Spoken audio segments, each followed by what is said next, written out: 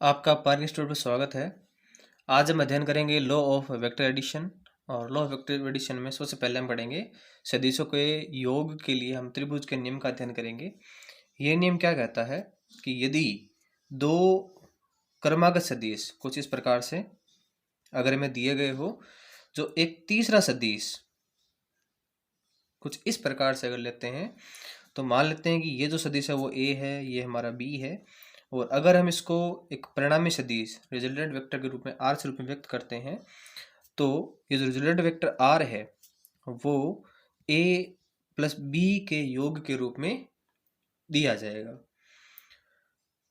और अगर यदि हम क्या करें, इनके दिशा में अगर हम परिवर्तन कर दें तो क्या होगा। मान लो कि हम क्या करते हैं, यहाँ पर हम ए और आर की दिशा में परिवर्तन करते हैं कुछ इस प्रकार से। तो मैं यहाँ पर एक दूसरा डायग्राम बनाता हूँ कुछ ऐसे हैं और इसको मैं कुछ इस प्रकार से लिखता हूँ। तो यहाँ पर क्या हो रहा है, हमारे पास दो भुजाएं हैं, ठीक है। इनका हमने क्या किया है, सिर्फ चिन्ह चेंज किया है। अगर आपको नहीं समझ आ रहा है कि इसका जो परिणाम होगा वो किस प्रकार से देंगे त्रिभुज के अंदर, तो ये मैंने यहाँ पर सिर्फ भुजाओं को रिप्रेजेंट किया है कि भुजाएं इस प्रकार से, मैंने यहाँ पर जोड़ा नहीं है। अगर जोड़ना हो तो इसी प्रकार से यहाँ से शुरू होगा कुछ ऐसे, ठीक है। ये यहाँ पर आके फिर ऐसे होगा। अगर हमें इसका एक्सप्रेशन निकालना हो तो पहले ये देखो, यहाँ पर हमने क्या किया, आर की दिशा में परिवर्तन कर दिया, ए की दिशा में भी परिवर्तन कर दिया, और बी की दिशा में कोई भी परिवर्तन नहीं हुआ है। तो यहाँ से देखो, अगर माइनस को मैं ले लूँ दोनों तरफ से, तो ये हो जाएगा आर बराबर ए माइनस बी। तो यहाँ पर जो रिजल्टेंट वेक्टर है वो कुछ इस प्रकार से हम इसको लिख सकते हैं, आर ए माइनस बी, ठीक है। तो त्रिभुज का योग का नियम क्या कहता है, सदिशों के योग के त्रिभुज का नियम क्या कहता है, दो कर्मागत अगर भुजाएं हमारे पास सदिश हैं, दो कर्मागत सदिशों का जो तीसरी भुजा होती है वो क्या कहती है, वो हमारा रिजल्टेंट वेक्टर होता है, ठीक है। ये हमारा योग का नियम है। अब हम आगे अध्ययन करते हैं सदिश योग के लिए बहुभुज का नियम। सदिश योग के लिए बहुभुज का नियम, यह नियम क्या कहता है किसी भी बहुभुज में हमारे पास अगर क्रमागत अगर भुजाएं हो, n हो सकती हैं। जैसे मान लेते हैं कि एक भुजा हमारे पास ये है, दूसरी भुजा ये है, तीसरी भुजा ये है, और चौथी भुजा ये है, पांचवी भुजा ये है। तो अंतिम जो कि इस पूरे बहुभुज को बंद करती है वो क्या होना चाहिए, उसका विपरीत मान। ये जो विपरीत होगा, मान लेते हैं कि ए है, ये बी है, ये सी है, ये हमारा डी है, ये हमारा ई है। तो जो अंतिम भुजा है जो कि क्या कर रही है, इस बहुभुज को बंद कर रही है, यानी कि प्रारंभिक बिंदु और अंतिम बिंदु को क्या कर रही है, बंद कर रही है। ये जो आर है वो क्या होगा, इन सभी के योग के बराबर होगा।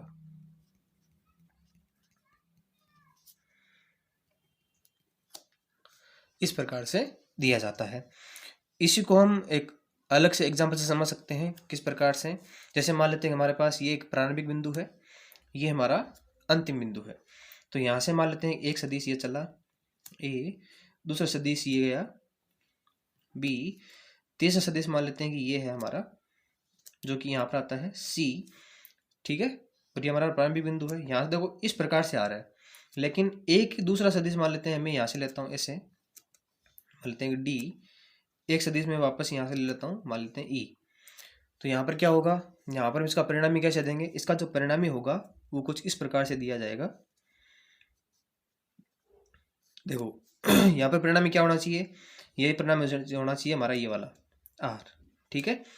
तो अगर हम यहाँ पर हम त्रिभुज नियम लगाएं तो यहाँ पर क्या होगा, दो क्रमागत भुजाओं का जो तीसरी भुजा है वो क्या बताएगी, इसके परिणाम को बताएगी। तो यहाँ पर जो आर है वो डी प्लस ई के बराबर होना चाहिए। और हमने ये भी देखा है बहुभुज के नियम से कि अगर किसी बहुभुज को जो अंतिम भुजा है वो क्या होनी चाहिए, वो विपरीत दिशा में होनी चाहिए, और विपरीत दिशा वाली क्या दिखाएगी, वो इसके परिणाम को बताएगी। तो ये किसके बराबर हो जाएगा, ए प्लस बी प्लस सी। इस प्रकार से हम बहुभुज को नियम को देते हैं। हमारा जो अगला है वो है समांतर चतुर्भुज का नियम, सदिशों के समांतर चतुर्भुज का नियम, सदिशों के समांतर चतुर्भुज का नियम।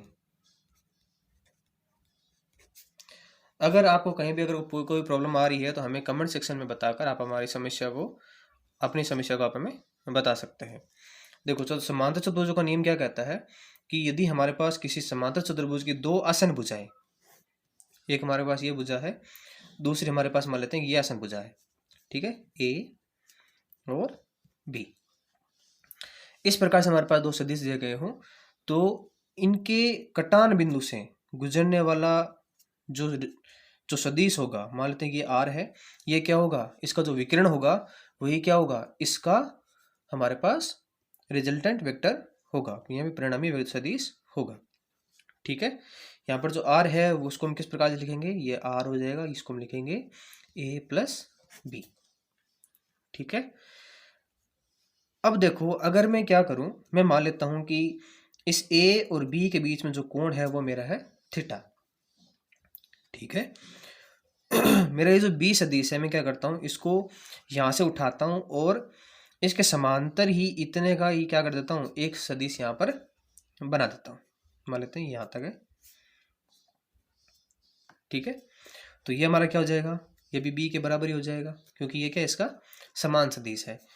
तो अगर मैं इसको आगे बढ़ाऊँ इस दिशा में तो ए और बी के बीच में यहाँ पर कोण कितना है, ये हमारा थीटा है।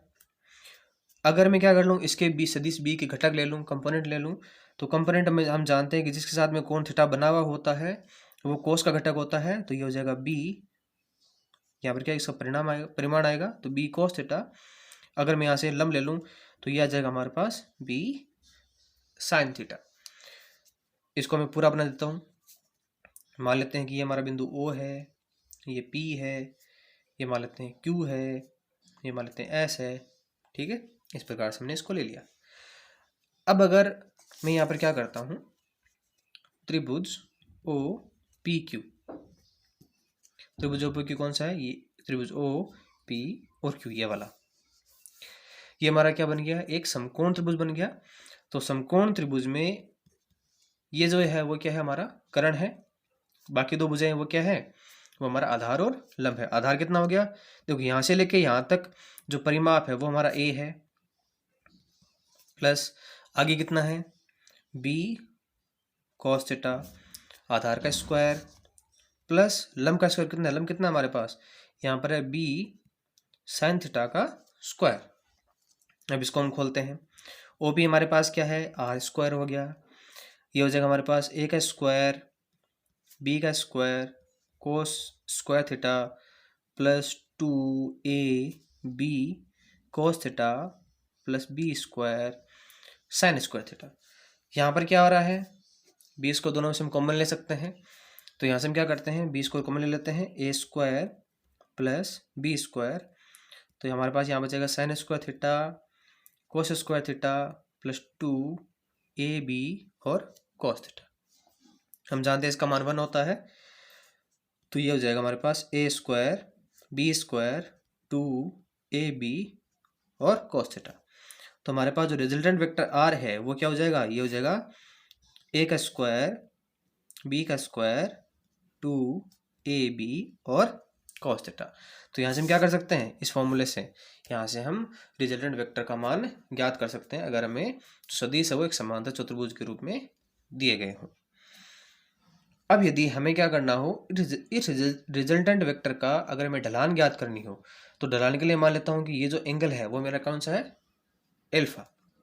तो एल्फा का एंगल है, हमें पता है कि ढलान हम कैसे निकालते हैं, एम टेन एल्फा है ना।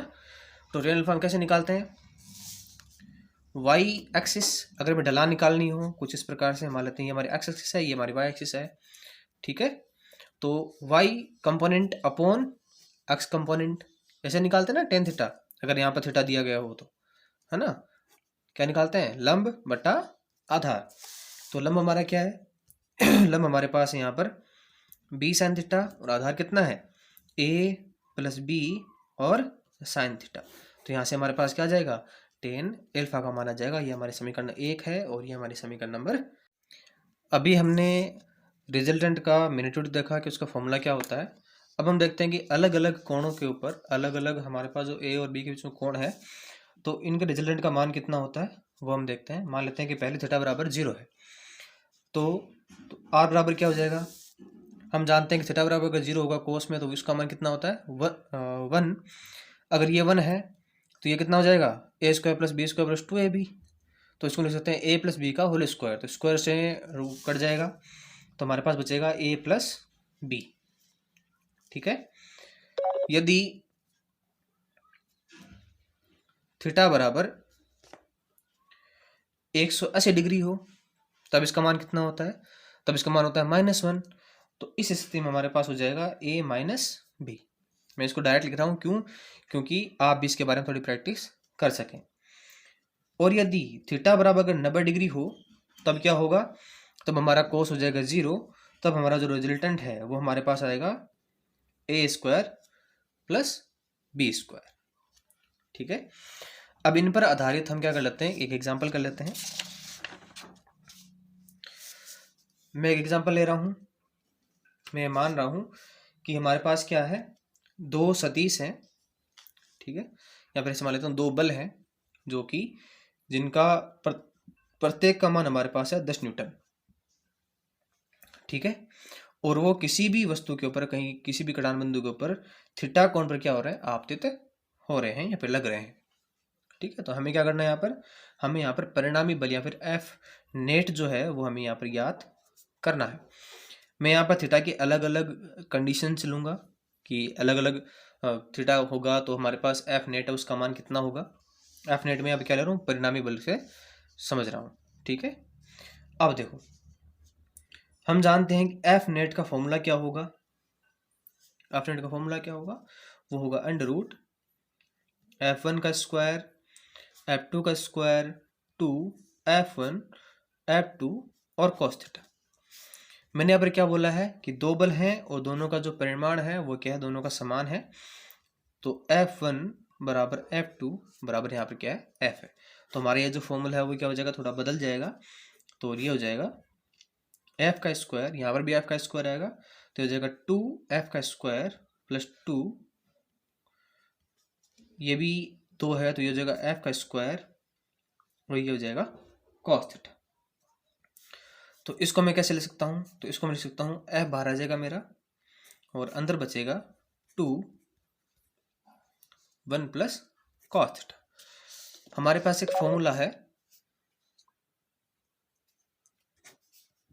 कॉस 2 थीटा बराबर कॉस स्क्वायर थीटा -1। हमारे पास यहाँ पर क्या थीटा के हाफ है तो इसको भी मैं हाफ कर देता हूँ, इसको भी मैं क्या करता हूँ, हाफ कर देता हूँ। तो ये इससे क्या हो जाएगा, कैंसिल आउट हो जाएगा और तब हमारे पास ये बचेगा। अब ये जो मान है मैं इसको कर लेता हूँ, इधर ले आता हूँ तो ये हो जाएगा +1। तो ये जो मान है मैं क्या कर देता हूँ, यहाँ पर पुट कर देता हूँ। तो ये हो जाएगा मेरे पास F√2 into 2 cos square theta by 2। 2 2 कितने होंगे, 4, आ जाएगा 2। तो ये जाएगा 2F कोस स्क्वायर है तो सिर्फ कोस बचेगा और थीटा बाई 2। तो मेरा जो एफ नेट का फॉर्मूला आया वो क्या आया, वो आया 2F कोस थीटा बाई 2। ये हमें एग्जाम के पर्सपेक्टिव से हमें याद रखना है। अब देखो, अगर मैं क्या करूं, इन दोनों बलों के बीच में कोण है वो मैं बदल दूं तो क्या होगा। अगर थीटा बराबर सबसे पहले मैं 0 रख दूं, जब थीटा बराबर 0 रखूंगा तो क्या हो जाएगा हमारे पास, इसका मान 1 हो जाएगा। तो एफ नेट का जो मान होगा वो कितना होगा, वो हो जाएगा हमारे पास 2F। इस स्थिति में हमारे पास जो बल है जो कैसे लग रहे हैं, देखो एक हमारे पास बल कुछ इस प्रकार से है पहला, और दूसरा बल भी क्या है इस प्रकार से। दोनों के बीच में कोण कितना है, 0। तो रिजल्टेंट जो वेक्टर होगा उसका मान कितना हो जाएगा हमारे पास, 2F हमें प्राप्त हो जाएगा। ठीक है, एक ही दिशा में लग रहे हैं, इसको हम विजुअलाइजेशन कर सकते हैं। यदि थीटा बराबर क्या हो, 180 डिग्री हो तो हमारे पास कितना होगा, यहाँ पर 180 रखें इस जगह पर, तो कितना हो जाएगा कोस 90, और कोस 90 का मान कितना होता है, 0। तो इस स्थिति में हमारे पास जो एफ नेट है वो जाएगा 0। ठीक है। तो यहाँ पर विजुअलाइजेशन करें तो एक बल इस दिशा में लग रहा है और दूसरा बल उसके जस्ट विपरीत लग रहा है, दोनों के बीच में एंगल कितना का है, 180 डिग्री है। तो रिजल्टेंट वेक्टर क्या हो जाएगा, कुछ भी नहीं होगा, हमारे पास 0 हो जाएगा जब दोनों बल समान स्थिति में हैं। यदि मैं थीटा बराबर क्या कर लूँ, 90 डिग्री कर लूँ, जब थीटा बराबर 90 डिग्री करूँगा तो हमारा जो एफ नेट है ये आप इसकी गणना कर लेना और सीधे मैं इसका रिजल्ट लिख देता हूँ कितना होगा। गणना करने पर ये हो जाएगा मेरा √2f। ठीक है, यहाँ पर 90 डिग्री रखने पर क्या होता है, एक बल इससे लगता है, दूसरा बल कुछ इस प्रकार से लगता है, तो यहाँ पर जो परिणामी बल है वो मेरे पास होगा √2f। ठीक है, इसकी गणना कर लेना। थीटा बराबर, अब मैं कुछ रिजल्ट रख रहा हूँ सीधे डायरेक्ट, ठीक है, गणना कर लेना और मान ज्ञात कर लेना। अगर थीटा बराबर 60 डिग्री हो तब क्या होगा, तब हमारे पास जो एफ नेट है उसका मान हमें प्राप्त हो जाएगा √3f। कुछ इस प्रकार से अगर दोनों के बीच में 60 डिग्री का कोण है तो रिजल्टेंट वेक्टर जो हमें प्राप्त होगा उसका मान होगा √3f। यदि थीटा बराबर 120 डिग्री है, ये हमारे पास एक स्पेशल पोजीशन है, ठीक है, स्पेशल कंडीशन है। यदि थीटा बराबर 120 डिग्री हो तो इस स्थिति में एफ नेट बराबर ये हमेशा वापस उसी बल के जो हमें शुरुआत में लगाया था उसी बल के बराबर हमें प्राप्त होगा। देखो कुछ इस प्रकार से है, एक बल इधर लग रहा है, एक बल इधर लग रहा है, इन दोनों के बीच में 120 डिग्री का कोण है, तो रिजल्टेंट वेक्टर जो होगा वो भी क्या होगा, वो भी जो हमने लगाया है बल उसी के बराबर हमें प्राप्त होता है। ठीक है, तो अगर हमने शुरुआत में अगर एफ अगर 10 अगर न्यूटन लगाया है तो यहाँ पर भी हमें क्या हो जाएगा, 10 न्यूटन प्राप्त हो जाएगा। तो जो हमने सवाल में दिया था सबसे पहले ए बराबर 10 न्यूटन, तो अलग अलग कोणों के ऊपर हमारे पास क्या हो जाएंगे, अलग अलग हमें बल प्राप्त होंगे। 0 के ऊपर हमें 20 न्यूटन हमें प्राप्त होगा, 180 पर हमें 0 प्राप्त होगा, 90 के ऊपर हमें √2 और गुणा 10 न्यूटन प्राप्त होगा, यहाँ पर हमें 10√3 न्यूटन हमें प्राप्त होगा और यहाँ पर हमें 10 न्यूटन हमें प्राप्त हुआ। तो एग्जाम में कभी कभी सवाल आ जाता है कि हमारे पास ऐसे दो बल लगाए गए हैं जिनका परिणामी वेक्टर क्या है, जो परिणामी सदिश है वो क्या है, उसी के समान है जो हमने शुरुआत में लगाया था, तो उनके बीच का एंगल ज्ञात करो। तो यहाँ पर हमें सीधा याद रखना है कि उनके बीच का एंगल है वो 120 डिग्री है। तो यहाँ पर कुछ 2 पॉइंट हमारे पास नोट करने लायक हैं। पहला बिंदु ये है कि अगर किसी भी बिंदु के ऊपर एक समान परिणाम के अगर दो बल अगर आपतित हो रहे हो और उनके बीच का कोण अगर थीटा हो और हमें परिणामी जो बल प्राप्त हो रहा है वो क्या हो रहा है, वो लगाए गए बल के समान अगर प्राप्त हो रहा है, किसी एक सदिश के बराबर प्राप्त हो रहा है, तो उनके बीच का जो एंगल होगा वो क्या होगा, 120 डिग्री प्राप्त होगा। कुछ इस प्रकार से मान लो एक यहाँ पर बल प्राप्त हो रहा है, एक यहाँ से हो रहा है, मान लो ये बिंदु है, जो परिणामी बल होगा अगर ये भी क्या हो रहा है, एफ के बराबर है, तो इन दोनों के बीच में हमारे पास 120 डिग्री का एंगल है। तो ये बात नोट करने लायक है, ये याद रख लेना। नंबर दो पॉइंट ये कहता है कि अगर किसी भी एक बिंदु के ऊपर अगर हमें सममित अगर हमें बल अगर लगा रहे हैं तो उनका जो नेट बल होगा वो क्या होगा, 0 होगा। मान लेते हैं ये हमारा बिंदु है और एक बल इधर से लग रहा है, एक यहाँ से बल लग रहा है, एक यहाँ से लग रहा है, एक यहाँ से लग रहा है, मान लेते हैं सभी जो बल है वो एफ है। तो इस स्थिति में हमारे पास जो एफ नेट होगा वो क्या होगा, 0 हमें प्राप्त होगा। ये सममिति होनी जरूरी है, अगर सममिति में अगर समान बल लग रहे हैं तो इनका जो रिजल्टेंट जो बल होगा वो क्या होगा, 0 हमें प्राप्त होगा। यहाँ पर बल की आवश्यकता नहीं है, कुछ भी हो सकता है, जो भी सदिश हो तो उनके लिए क्या हो जाएगा, हमारे पास 0 हमें प्राप्त हो जाएगा। ठीक है,